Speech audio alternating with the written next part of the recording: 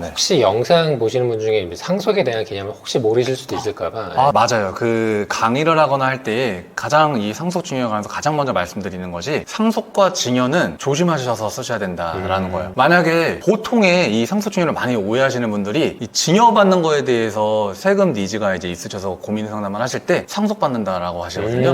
그러면은 이제 우리 부모님을 그냥 돌아가신 분으로 만들어버리는 거기 때문에 상속과 증여를 조심해서 쓰셔야 됩니다. 네. 증여나 상속의 공통점은 둘 다 무상으로 이전을 받는다라는 점인데, 증여는 이제 생전에 저희가 무상 이전을 받는 걸 얘기하고, 상속은 이제 피상속인께서 돌아가셔서 그 돌아가시는 상속을 원인으로 해서 우리가 물려받는, 무상으로 이전받는 것을 의미한다. 네. 단순하게 이런 정도로만 생각해 주셔도 크게 문제 없을 것 같습니다. 기본적으로 상속세율과 증여세율이 동일합니다. 그래서 1억까지는 10%, 뭐 5억까지는 20%, 10억까지 30%, 40%, 50% 가는 이 세율 구조는 상속세와 증여세가 아예 동일하고요. 이제 다만 계산하는 방식이 있어서는 약간의 차이가 있습니다. 증여 같은 경우에는 우리가 뭐 살펴보시고 또 많이 보셨겠지만, 받는 사람의 입장에서 얼마를 받지? 이걸 기준으로 저희가 증여세를 산정을 하잖아요. 근데 상속 같은 경우에는 돌아가신 분이, 그러니까 누가 받는가와는 현재로서는 무관하게 돌아가신 분께서의 재산을 전체를 놓고 여기에 대해서 공제할 거 공제하고 해서 계산한 세금을 우리 상속인들이 나누어서 낸다. 그래서 그 계산 구조 방식이 다르다. 저희가 주택 양도세나 증여세나 이런 부분들에 대해서는 많이 보고 실제 겪어보시기도 하고 하시잖아요. 네. 경험도 있으시고 하시는데, 상속주택 같은 경우에도 이슈가 될 수 있는 부분이나 이렇게 알아두면 좋을 만한 부분들이 있습니다. 뭐 영상을 보시는 분들이야 아무래도 대부분 뭐 30, 40대 분들이 많으시니까 지금 당장 뭐 증여 그리고 상속까지는 크게 관심 없으실 수도 있는데, 미리 알아두시면 충분히 큰 도움이 되시리라 생각이 듭니다. 이어서 말씀을 네. 드려보면, 우리가 상속을 받게 되면 상속 재산을 어떻게 평가하는지가 가장 중요하겠죠. 그게 가장 기본이겠죠. 네. 근데 상속 재산 같은 경우에는 시가 평가를 원칙으로 하고 있는데요. 여기서 시가라고 얘기하면 증여일이나 상속일인데요. 상속일 전 이제 6개월, 그리고 후 6개월. 증여 같은 경우에는 전 6개월, 후 3개월로 하고 있거든요. 그래서 상속일 기준으로 전 6개월, 후 6개월에 매매 사례가액이나 감정가액을 시가로 보고 있다라는 거고요. 그 다음으로 만약에 이게 없어요. 매매 사례가도 없고, 여기에서 참고로 말씀드리면 매매 사례가라고 하는 건 내가 상속받는 그 물건에 대한 매매가액입니다. 예를 들면 내가 103동 101호를 상속을 받았어요. 그러면 103동 101호에 대한 매매가액. 근데 보통 없겠죠. 팔지 않으면. 그래서 그 매매가액이고, 그게 아니면 그 다음 감정을 받았을 때 감정가액이 가장 우선순위의 시가가 되고요. 그 다음으로는 이제 들어보셨을 텐데 아파트에서 많이 활용될 수 있는 유사매매 사례가액입니다. 유사매매 사례가액은 아까 103동 101호 자체에 대한 매매가액은 없지만, 예를 들어서 102호가 매매가 된 게 있었어요. 최근에. 그러면 그 가액이 지금 우리 집과 101호와 102호의 이제 뭐 공시가격이라든가 면적이라든가 이런 큰 차이가 없다라고 한다면, 사실상 이 시가로 보아서 유사매매 사례가액으로 가져올 수가 있다라는 거고요. 또 이게 우리 평가 기간 내에 없더라도 과거 2년 전 거를 가지고 올 수도 있습니다. 시가 평가를 원칙으로는 하고 있는데, 이 시가에 대한 규정이 어떻게 보면은 예측이 조금 어려울 수가 있잖아요. 네. 기간도 그렇고, 또 언제 매매가 이루어졌는지, 또 어떤 물건이 그럼 유사매매인지, 이런 거에 대한 좀 어려움이 있을 수 있어서 가장 확실하게 하고자 한다면 감정을 받는 편이 가장 확실하겠다. 특히나 아파트 같은 경우에는 뭐 최근에는 아파트뿐만 아니라 많은 부동산 자산에 대해서는 상속이나 증여를 할 때에 감정을 받는 추세에 있습니다. 그리고 이러한 시가로 볼 수 있는 게 이제 없다, 어떠한 숫자도 없어 라고 한다면, 그때에는 보충적 평가 방법으로 가서 이건 사실상 공시가격을 의미합니다. 공시가격으로 쓸 수가 있다. 근데 최근에는 이 공시가격으로 가는 거는 거의 많이 줄어들고 있는 추세에 있습니다. 그리고 이거는 이제 취득세율인데요. 네. 매매는 참고로 프로에서 3.5%의 세율, 그리고 이제 8.0%, 12.4, 3.4 중과를 두고 있고, 증여 같은 경우에도 원래 3.8%인데 이제 12.4, 14%의 중과를 또 두고 있잖아요. 상속도 또 달리 규정을 하고 있습니다. 근데 상속주택 같은 경우에는 중과 규정을 따로 두고 있지는 않고요. 기본적으로 2.96%와 3.16%의 세율을 두고 있는데, 만약에 무주택자가 주택을 받으신다라고 하면 그때에는 조금 더 낮은 세율로 0.96, 1.16%의 낮은 취득세율로 취득을 하시는 것이 가능하다. 그래서 뭐 그냥 주택 뭐 아무것도 뭐 따로 상속인들 간에 특별하게 다툼이 없고 그냥 오직 세금만 생각한다라고 하면 무주택자께서 받으시는 것도 괜찮겠죠. 세부담을 줄이는 것만 우리가 생각을 하자면요. 네. 그리고 이제 취득세 다음으로 종부세 부분에서도 상속주택에 대해서는 약간 이제 달리 규정을 하고 있는 부분들이 있는데요. 어떤 거냐면 종부세나 재산세는 과세 기준일이 6월 1일이잖아요. 6월 1일 기준으로 내가 한 채의 주택을 가지고 있으면서 상속일로부터 아직 5년이 지나지 않은 5년 경과하지 않은 상속주택을 가지고 있어요. 이 경우에는 우리 이 5년 지나지 않은 상속주택을 주택세에서 빼버려요. 그래서 1세대 1주택자로 보아서 9억이 아니라 12억 공제에 그다음 보유기간이나 연령세액 공제 적용이 가능하다라는 거고요. 또 5년이 지났을지라도 지분율이 내가 가지고 있는 지분율이 40 이하이거나 아니면 공시가격이 6억 이하다라고 하면은 여전히 동일하게 1세대 1주택으로 인정받을 수가 있다라는 거고요. 이게 고스란히 이제 세율에도 적용이 됩니다. 그래서 세율은 현재 종부세율 같은 경우에는 2주택 이하와 3주택 이상으로 나누어서 3주택 이상부터는 중과세율을 적용을 하고 있는데요. 이때에 상속일로부터 5년이 지나지 않은 상속주택을 보유하고 있다라고 하면 주택세도 이제 포함이 안 되는 거고 또 5년이 지났어도 40% 이내다라고 하면 마찬가지로 포함이 안 된다. 근데 이 옆에 오른쪽에 세율표를 보시면 아시겠지만 저희가 과표 12억 이하까지는 2주택 이하냐 아니면 이상이냐 중과냐에 따라서 세율이 차이가 없습니다. 동일합니다. 그리고 이 12억이 초과하는 때부터 비로소 세율 차이가 좀 발생하기 시작을 하거든요. 그러면 과표가 12억이라고 하면 이거를 저희가 대략적으로 생각을 했을 때에 한 시세로 치면은 거의 한 이제 30억 정도가 되는 거죠. 그래서 아무래도 한 30억 정도 수준의 아파트를 보유하고 있으시다. 뭐 시세 한 15억 정도 내외의 아파트 한 2채 정도 갖고 있다라고 한다면 그때는 이제 크게 이 영향이 종부세율을 중과세율을 받는다고 하더라도 크게 영향을 미치지 않기 때문에 그런 부분들을 생각해 주시면 좋겠다. 지금 상속주택에서 주택수에 포함되지 않는 거는 이제 세액 관점인데 네. 대출이랑 청약은 별도로 알아봐야겠죠. 이거는 별도로 알아보셔야 함을 또 기억해 주시면 좋겠습니다.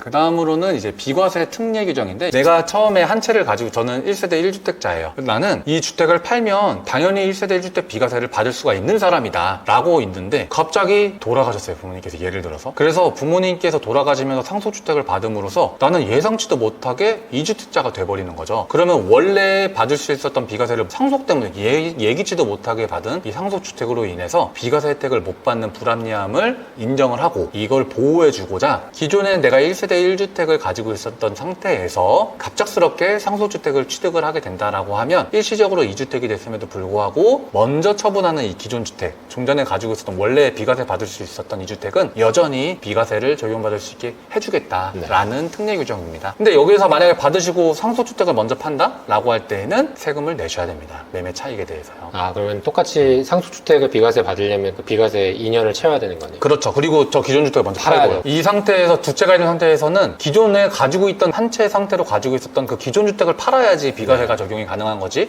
두 채 상태에서 상속주택을 먼저 팔면 그때에는 당연히 일반 과세 들어간다.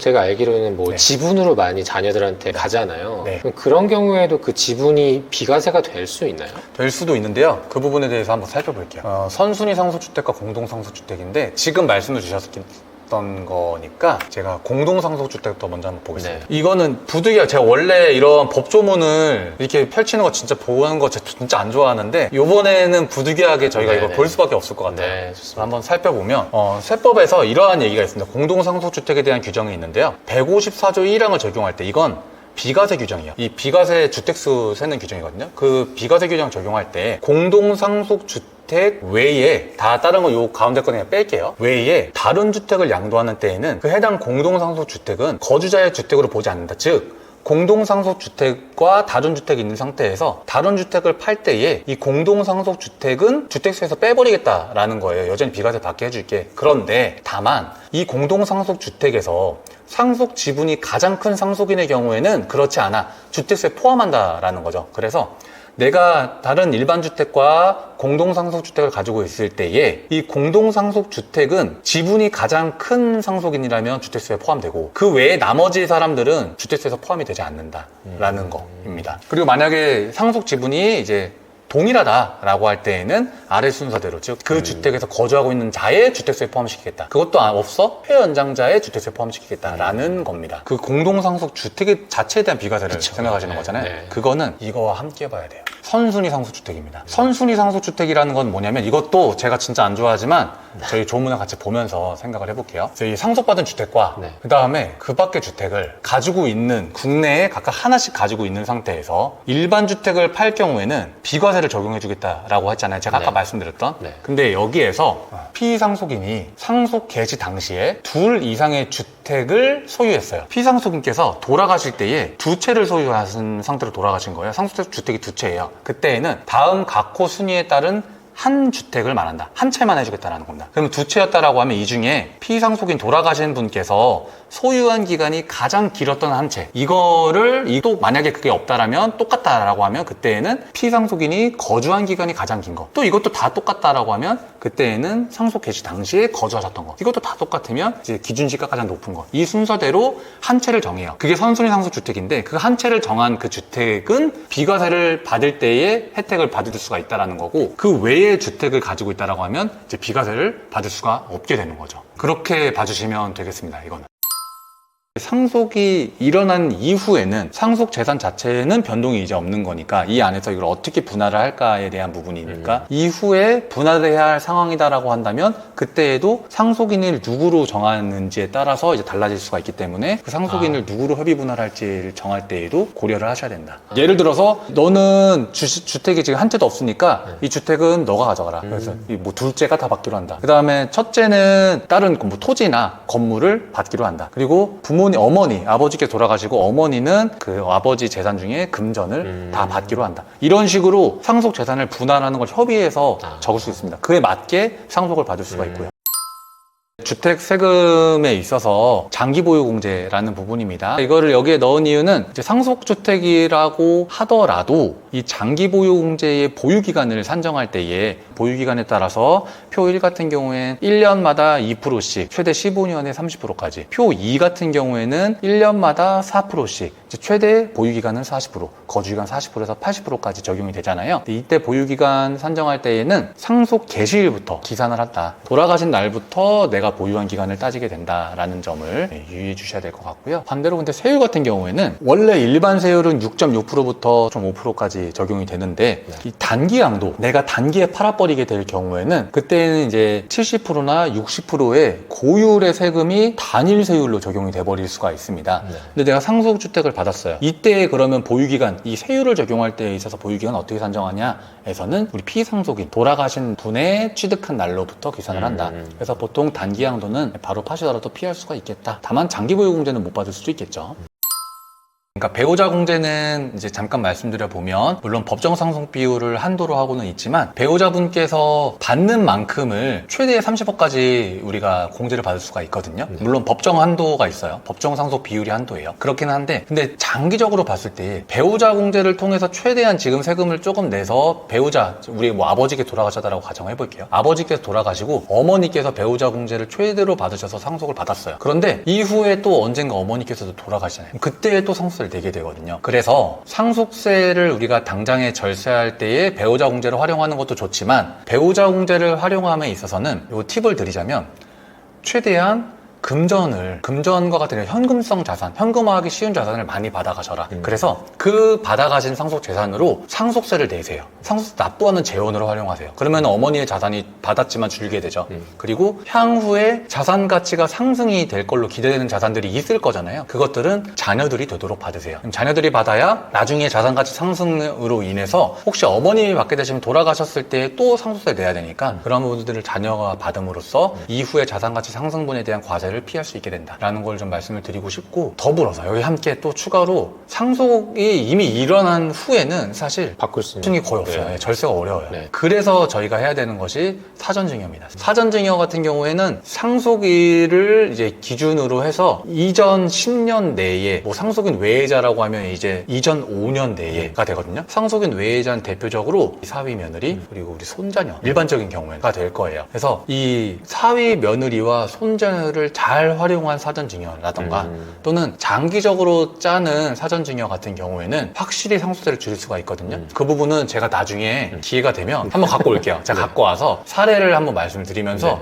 설명드려 보도록 하겠습니다. 좋습니다. 마지막으로 사실 세금도 뭔가 수익이 있어야 세금을 내는 건데 상속은 보통 한 어떤 정도 규모의 자산이 있는 분들에게는 좀 고민을 미리 해볼 법한 문제일까요? 맞습니다. 상속 같은 경우에는 상속 공제라는 게 있어서 그게 현재 세법에서는요. 돌아가시고 나서 우리 남아있는 상속인을 기준으로 상속인 중에 배우자가 없으면 돌아가신 피상속인의 배우자가 없으면 최소 5억 공제가 들어가게 되고요. 돌아가신 분의 배우자가 상속인 중에 있으면 그때는 최소 10억까지 공제가 가능합니다. 여기서 5억은 이제 일괄 공제라고 얘기를 하고 또 배우자가 있으면 5억을 받잖아요. 그게 배우자 공제 5억을 합쳐서 10억까지 이렇게 적용이 됩니다. 그러면 10억 이하의 물건은 사실 크게 고민할 문제는 네, 없습니다. 아니겠네요. 네. 근데 이제 보면 이런 거죠. 예를 들어서 저의 아버지께서 만약 돌아가셨어요. 근데 어머니와 자식들이 있어요. 근데 자산이 10억 이하예요. 그러면은 나는 10억까지 공제를 받을 수가 있으니까 상속세 안 내도 된다라고 하는 게 일반적인데 이제 만약에